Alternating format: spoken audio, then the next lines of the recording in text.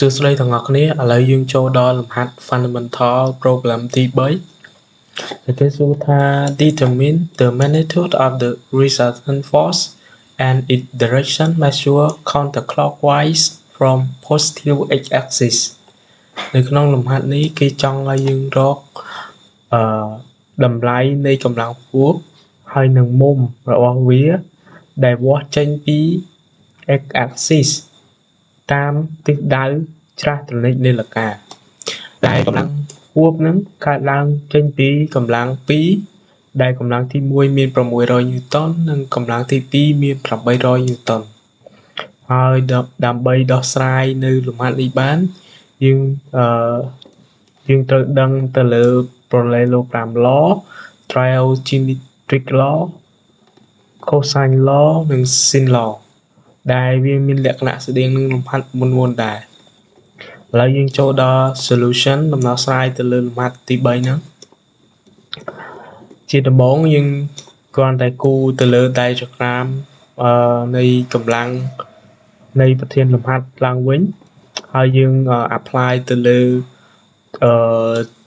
parallelogram law ហើយនឹងរកមុំទាំងអស់ដែលយើងបានចំណោលពី parallelogram law ហើយយើងនឹងអាចរកបាននៅកម្លាំងផ្គួបតាមរូបមន្ត cosine law ឥឡូវយើងចូលដល់លំហាត់ទាំងអស់គ្នាជាដំបូងយើងគូរទៅលើ axis x y ហើយនឹងតម្លៃ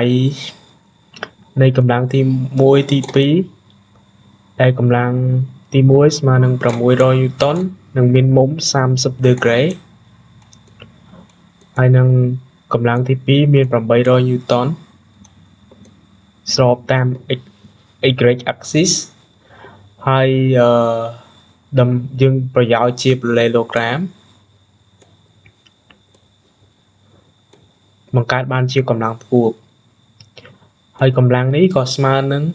កម្លាំងនេះ600 Newton កម្លាំងនេះក៏ស្មើនឹង600 Newton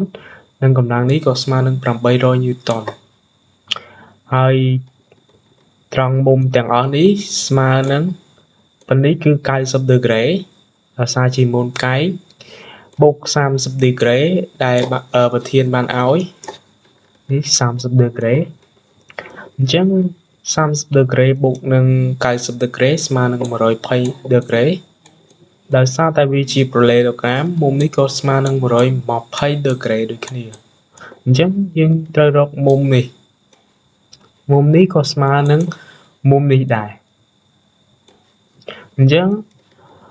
យើងប្រើប្រាស់រូបមន្តមួយគឺ n ដក2កតាឲ្យគុណនឹង180 degree n ជាចំនួនមុំទាំងអស់មាន1 2 3 4អញ្ចឹង4ដក2គុណនឹង180 degree យើងទទួលបាន3ស្មើនឹង360 degree អញ្ចឹង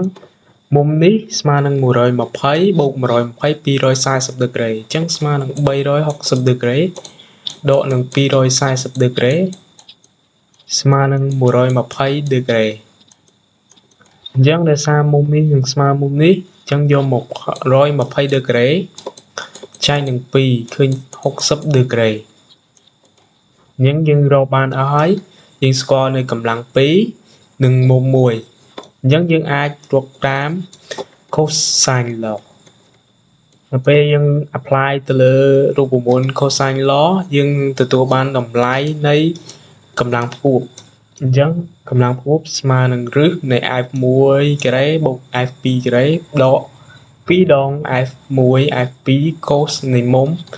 ដែលទល់មុខនឹង fa ដែលជាកម្លាំងផ្គួបនឹងអញ្ចឹងយើងសម្រាយមក f1 ស្មើនឹង600 Newton f2 ស្មើនឹង800 Newton និងមុំស្មើនឹង60 degree មុំនេះស្មើនឹង60 degree មុំនេះស្មើនឹង60 degree អញ្ចឹងយើង apply ទៅចំនួនតម្លៃនៃចូលក្នុងរូបមន្ត f1 ស្មើនឹង600 f2 ស្មើនឹង800ហើយនឹង មុំ60 degree យើងនឹងទទួលបាន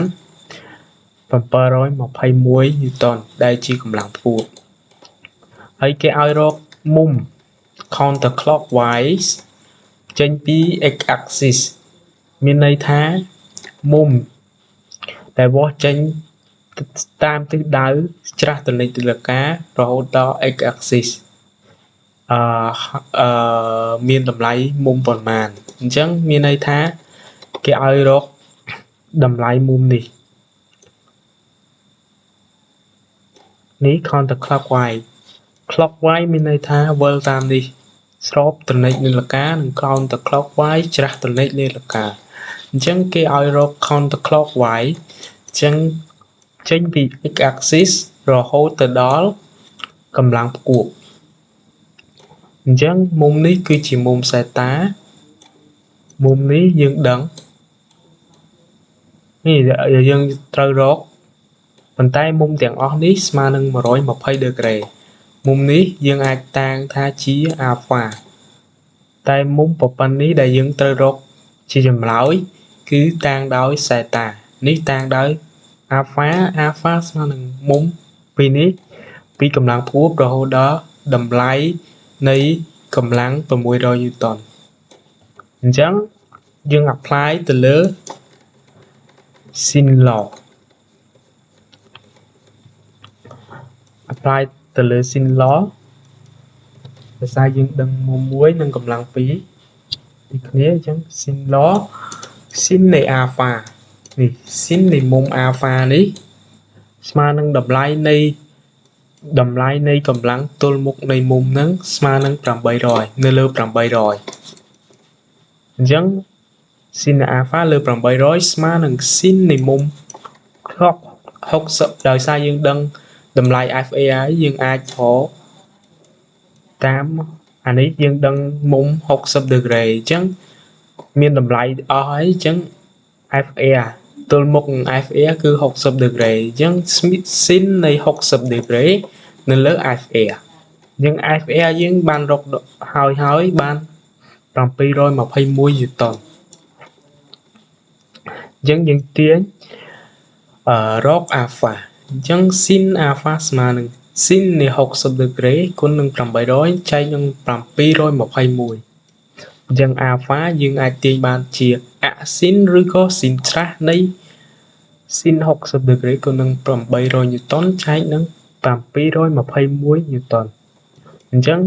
យើងអាចគណនាមកនឹងឃើញ 73.90 degree 73.90 degree គឺជាមុំ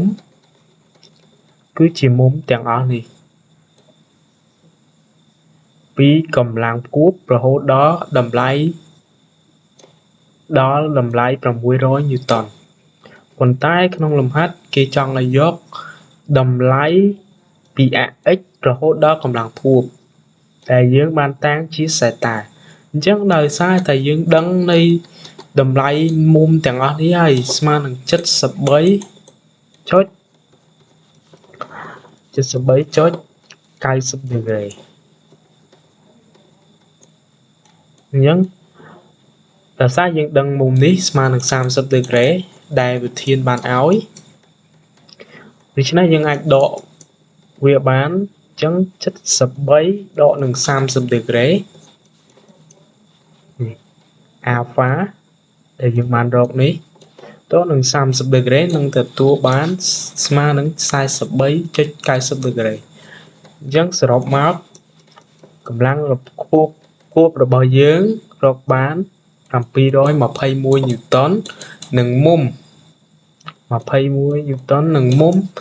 ដែលបង្កើតដោយ AX រហូតទៅដល់កម្លាំងផ្គួបនឹងស្មើនឹង43.9 degree ហើយនេះលំហាត់ទី3ត្រូវបានបញ្ចប់